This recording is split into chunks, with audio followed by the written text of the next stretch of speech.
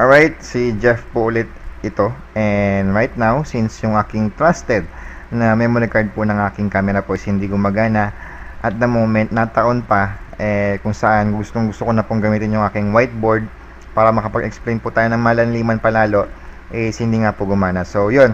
Since the urgency po na kailangan ko na pong ma-explain yung ating pay plan ng malaliman pa, yung talagang malaliman na explanasyonan pa, especially yung advantages po ng multiple heads, is kailangan na po siguro ma-release ngayong gabi. Okay, para magkalinawan po tayo, kasi I believe po yung iba po sumali na po sa program is hindi pa po masyado naiintindihan, or yung naiintindihan po nila is limited lang, or yung basic lang po. Okay, so since kami pong mga nasa medyo nauna po is na i-experience niya lahat na mostly ng mga situation, ng mga scenarios po sa matrix natin and sa pay plan 2 na rin, is siguro po pwede ko na pong i-explain sa inyo. And kung meron pong mali sa aking mga ini-explain, and I believe siguro posibleng hindi rin po perfecto yung aking ini-explain, paki-correct na lang po. Okay, especially po kay Sir Chavez, siguro approve ko muna tong video na to since maselan. I hope sana wala akong masabing mali, or sana wala akong masabing hindi talaga dapat pala ganun mangyari. Okay, so right now, marami po kasing confusion yan, especially po pag yung sumali po sa program is medyo networker na. Okay, hindi ko na po itatago yung word na networking. Once nakakita po yan ng triangle na pay plan, isa lang po ang alam nila dyan, alam ko na yan. Okay, which is totally po hindi po ibang-iba po tayo sa traditional na binary na triangle. Totally po malayong malayo po talaga kasi. So, although meron pong advantages din po ang pagiging multiple heads in the future, pero ibang-iba po yung concept dito dun sa traditional na binary po. Okay? So, explain ko lang. Sa traditional na binary, ano pong meron tayo doon? Meron po tayong tinatawag na direct referral commission. Okay? Dito po sa Supreme Wealth Alliance, wala po tayong direct referral commission. Okay? Although, for example, yung sumali pong first nyo, meron ka pong $20 dyan. Bakit po? Sa pay plan 2 po, meron kang $20 kasi po yung una mong recruit sa'yo. Then, yung second recruit mo is mapapass up sa upline mo. So, meaning wala kang kinita. So, that only means na wala po tayong direct referral commission. Okay? To be clear lang. Sa traditional MLM, meron po silang tinatawag na pairing or matching commission. Yan din po ay wala po tayo dito sa ating Supreme Wealth Alliance pay plan. Okay? Ano po yung pairing? For example po, ang pairing po is, for example, ikaw po ito. May pumasok magkakaroon ka ng A side and B side. Tama? Then, pag may pumasok dyan, magkakaroon ka ng matching. Bakit po may matching? Kasi po sa traditional binary, meron po tayong tinatawag na point system. Yan po ay wala rin po sa ating pay plan. Okay? So, yun po. Ito po yung mga bagay na wala po sa ating pay plan. And mamaya po, i-refresh ko po kayo ulit. And right now, i-explain ko lang po sa inyo kung bakit ibang-iba po tayo sa traditional binary plan. Okay? Sa traditional binary plan, meron po tayong tinatawag na multiple heads. Sabihin niyan, bibili ka po ng more than one account or more than one membership. Ngayon, sa multiple heads, pwede ka pong mag-purchase ng 3 heads or 3 positions. Pwede rin pong 7 heads. Pwede rin pong 14 heads or 28 heads and so on and so forth. Okay? Bakit po kaya meron pong ganito sa traditional MLM? Sa traditional MLM po kasi, ito po yung tinatawag natin parang earnings multiplier. For example po, meron ka pong 20 na ipapasok. Ngayon, pag naka 1 head ka, for example, naka 1 head ka, burahin muna natin to, no? For example, naka 1 head ka, sa 20 na pumasok sa'yo na tao, ang tendency po niyan, nalagay mo po yung 10 dito, 10 dito, then magkakaroon po ng direct referral commission yan, then magkakaroon ng pairing commission yan. Okay, let's just say for example, ang pairing commission po is 5,000 pesos. Okay, ngayon, pag 3 heads ka, ang tendency po niyan, ilalagay mo po dito yung 5, lalagay mo yung 5 dito, lalagay mo yung 5 dito, 5 dito. Okay, so since ikaw din po itong head na to, magkakaroon ka po ng 5 match point. Okay, kung 5,000 po ang dalawang 10, ang 10 match point, magkakaroon ka po ng 2,500 dito. Okay, I'm not pertaining to any company, this is just a sample. Okay, ito pong third head mo, ikaw rin po yan, magkakaroon ka rin po ng matching dyan na 2,500 pesos. Ngayon, since po ang traditional binary po, kung ano daw po yung pumasok sa left and sa right mo, whether kung sino man yan, is ganun din.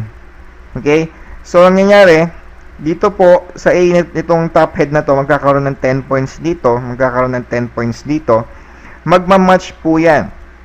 So meron siyang 5,000. So ano pong kaibahan ng 1 head sa 3 heads? Meron almost double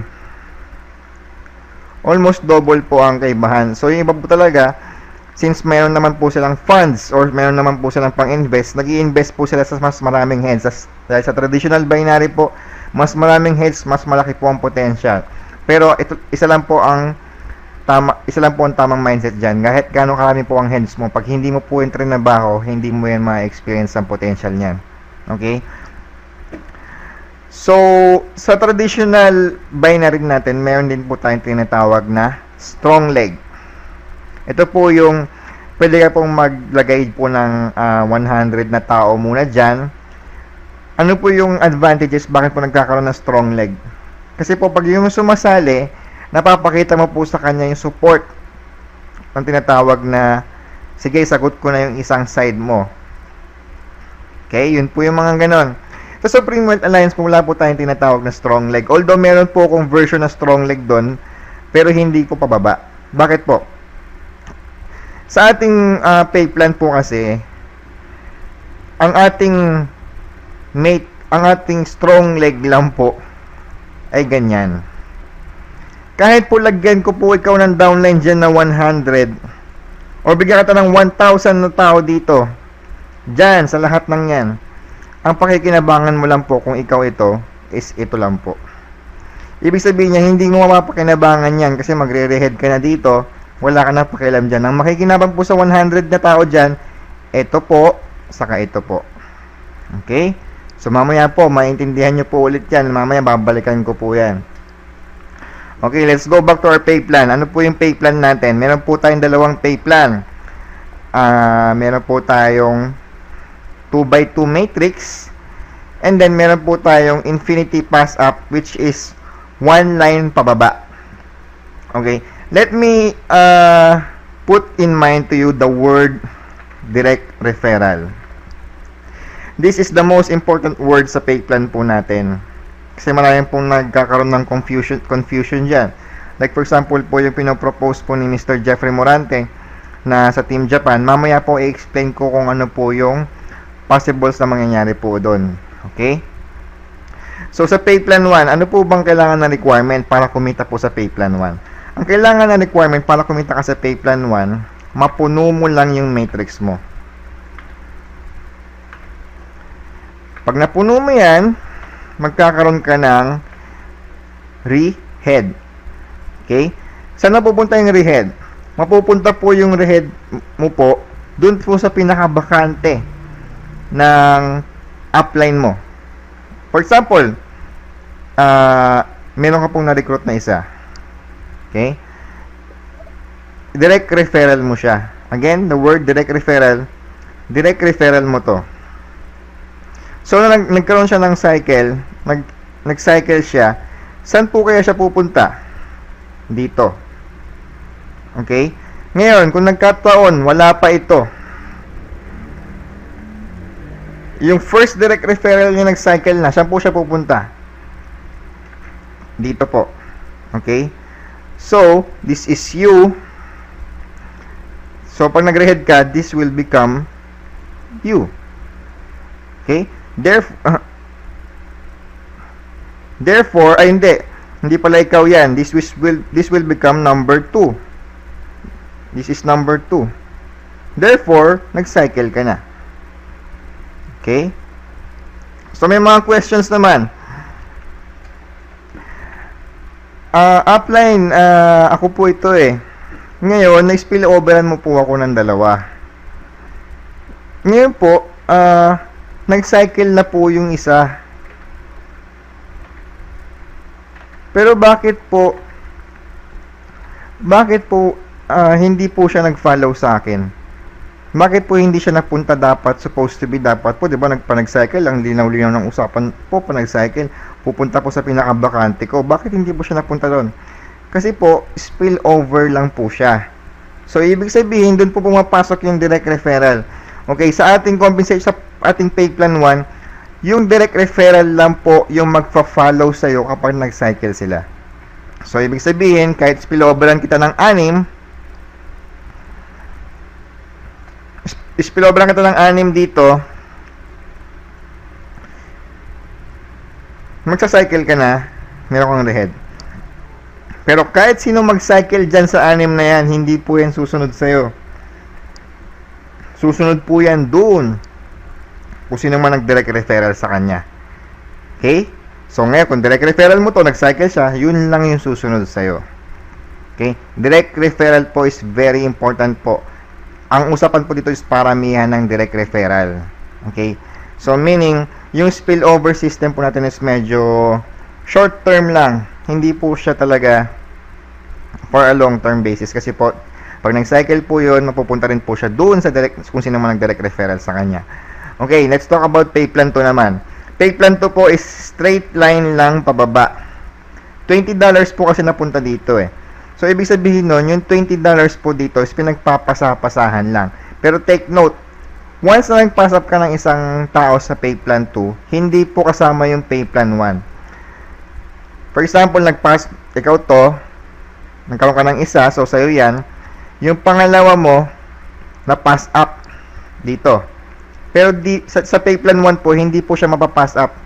It will stay, or he or she will stay on your matrix pa rin. So ngayon, yung number 1 mo, sa'yo. Number 2 mo, na-pass up. So hindi napunta yan sa straight line mo.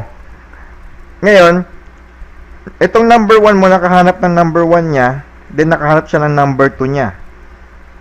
Itong number 2 naman niya na to, mapupunta na sa'yo.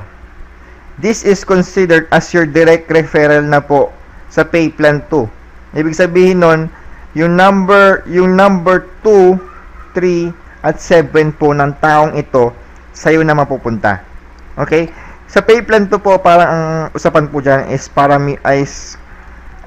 pasapasahan po ng direct referral. So, once may napasa po sa'yo, considered po as direct referral mo na yon. Pero again, hindi po siya mawawala sa matrix mo.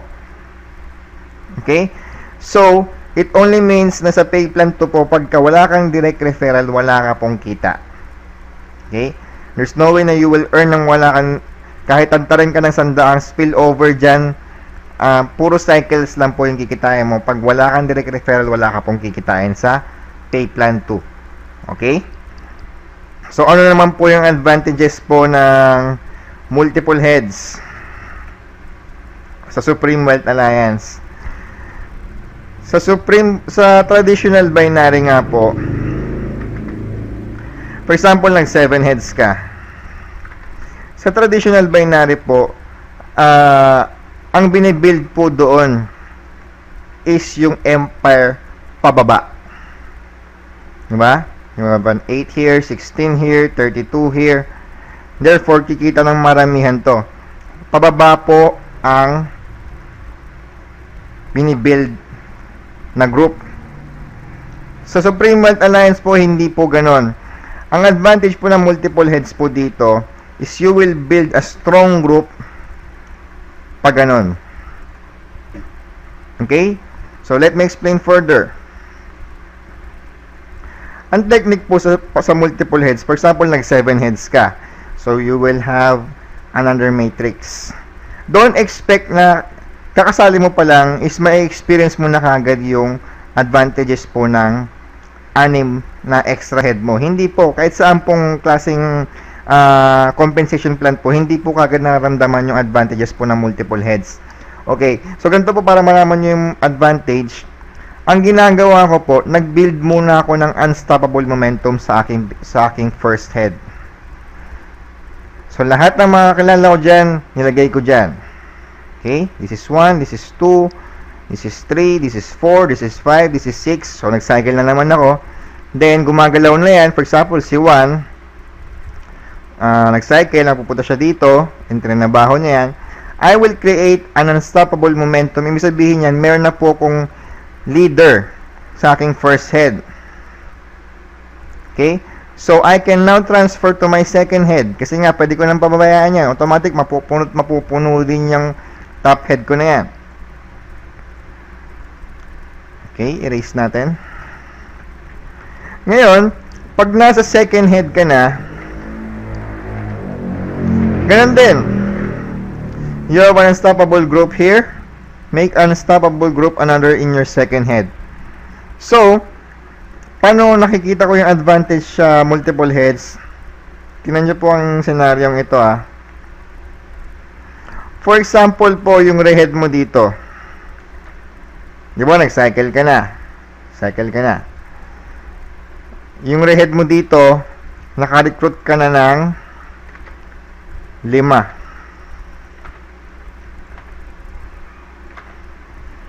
Isa na lang, cycle ka na. Ngayon, itong second head mo, win-workout mo na. So, nag-recruit ka na dito, nag-start ka na ilagay yung mga direct referral sa baba ng second head mo. Itong mga pumapasok na to, naka-direct referral na yan dito. Okay? So, since nag-cycle ka na, for example, wala pa to. So, isa na lang kulang dito, isa na lang din. May pumasok ka ng tao. So, yun. Nag-cycle ka. Since this number 2 is direct referral po ng taong ito, he will follow yung vacant slot po nung itong top head. Ang vacant slot po niya is ito. So, therefore, magsa-cycle siya. Therefore, isang tao lang po yung pumasok, 2 po yung cycle na nangyari. Okay? So, yun po yung scenario ng isa pang Another scenario is, for example, you have 7 heads right here.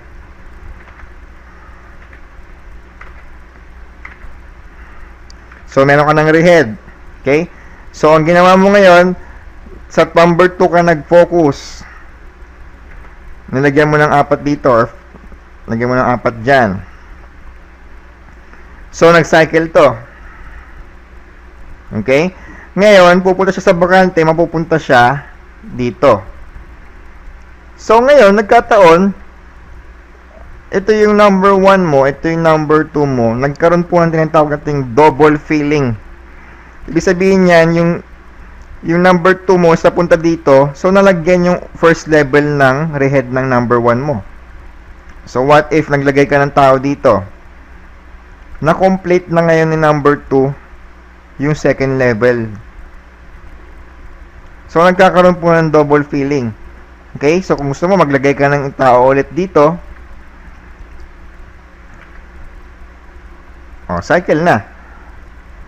So you will have another head here.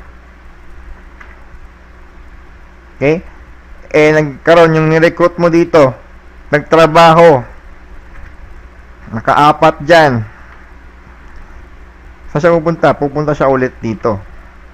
So, ngayon, nagkakaroon ng double filling or pagka nasa number 3 ka na, triple filling. For example, number 3 mo nag-cycle. Mapupunta ngayon siya dito. So, nagkakaroon ng advantages yung double filling na tinatawag. Okay? So, at the moment, yan lang muna explain ko. Explain ko rin po muna yung situation naman ni Mr. Jeffrey Morante about Team Japan. Sinasuggest po kasi ni Sir Jeffrey, no? Katukayo. Ito po yung top. Siya po yung founder po ng Team Japan. So, this is not Jeffrey Morante. This is Team Japan. Si Jeffrey Morante po is nandito. Jeffrey Morante, direct referral niya yung Team Japan. Then, ang balak po niyang gawin, maglagay po siya ng Pinoy dito.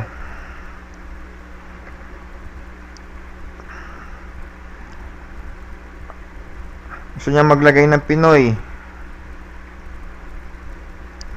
Pinoy dyan. Pinoy dyan. Pinoy dito. Yan. Okay? Therefore, magsa-cycle ngayon yung Team Japan. Okay? So, Team Japan will most likely go here. Kasi nga, direct referral niya direct referral ni Jeffrey Morante yung Team Japan. Okay? Ngayon, ipapasok daw ni Team Japan yung team niya sa baba ng mga Pinoy. So, in this level, you need 8 people. You need 8 people in this level. So, let's just say, ito po is multiple heads po ni Team Japan. So, nagkaroon ng 1, 2, 3, 4, 5, 6, 7, 8. Ang tendency po niyan, ito pong nauna is magsa-cycle. Too bad, ito po is i-direct referral po. For example po, ito po si Mr. KZ Agasid. Itong head ni KZ Agasid na to, naka-direct referral po yan doon sa original matrix niya. So, now, when this cycle, mapupunta po yung rehead po ni KZ dun po sa original matrix niya. So, if this is Sherlock, if he cycles, mapupunta po yung rehead niya dun po sa original niya ulit. And ito po, yung Team Japan po is hindi ho nakinabang sa 8 nilagay niya. Ang nakinabang po is itong 2 tao na to. I hope nakaka-follow po kayo. Hindi po nakinabang po yung Japan kasi po lumipat na siya dito. Ngayon, since they want to sustain, siguro ganun talaga kalakas po yung Team Japan, they will put 16 people here.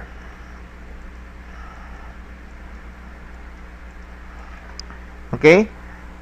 So therefore, ang makikinabang naman po dyan is etong mga to. Magsa-cycle po ito, magsa-cycle po yan, magsa-cycle po yan at magsa-cycle po yan. So, hindi po rin siya mapupunta yung rehead niya kay Team Japan. Okay, tinatanong sa akin ni Mr. Jeffrey Morante, bakit daw hindi daw po dapat sana siguro i-direct referral na lang kay Team Japan. Para naman siguro pakonsuelo po dun sa Team Japan. Although pwede ko namang i-allow yan dahil mostly po nasasali is direct referral ko po. Pero kung sa akin okay lang.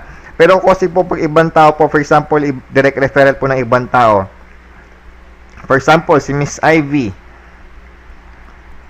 One of her downline is nag-rehead po dito.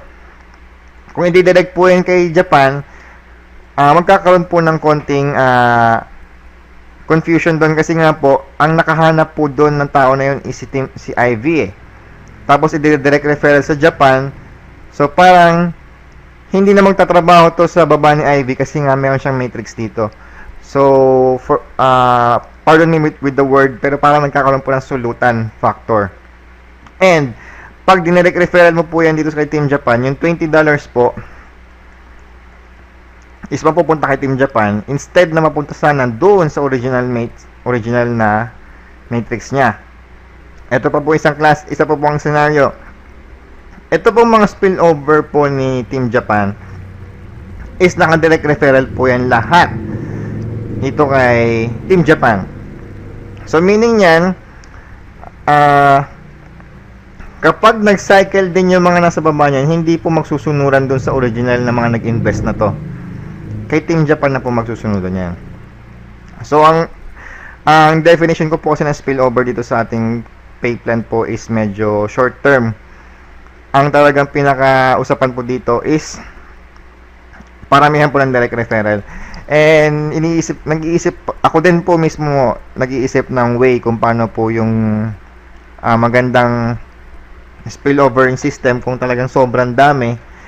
And nagigets ko naman po yung goal ni Sir Jeffrey Morante na gusto niyang tumulong sa mga wala pa pong downlines.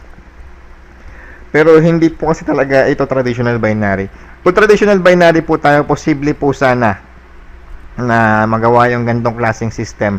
Pero hindi po kasi tayo traditional binary. We are a matrix system and we are infinity system. So, hindi ko rin sure, hindi pa po nagre-reply si Sir Chavez regarding this issue. And sa mga gusto pong sumubok like Casey Agassiz and Sherlock, you have my blessing po. Pwede. Okay?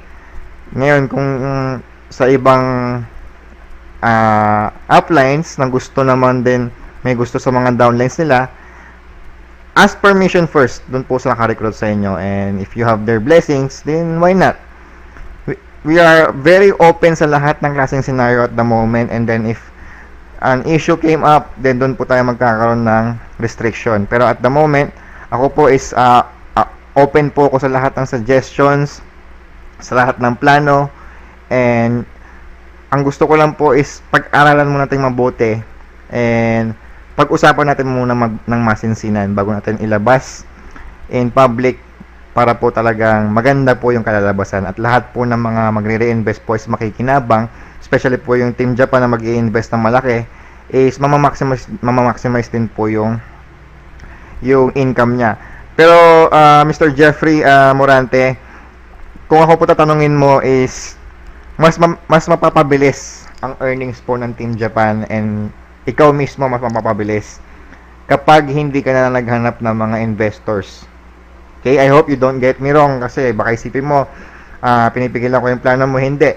Like I've said, open po ako niyan kahit anong decision mo sa gusto mong plano is go ako dyan. Pero if you're gonna ask for my advice, mas mabilis yung magiging progress mo kapag sinolo nyo yan. Okay? So, I hope yung iba hindi ma-misinterpret yung aking suggestion. Okay? So, if you have any questions, just ask so I can make another video para masagot po yung mga questions nyo. So, yun po. Thank you.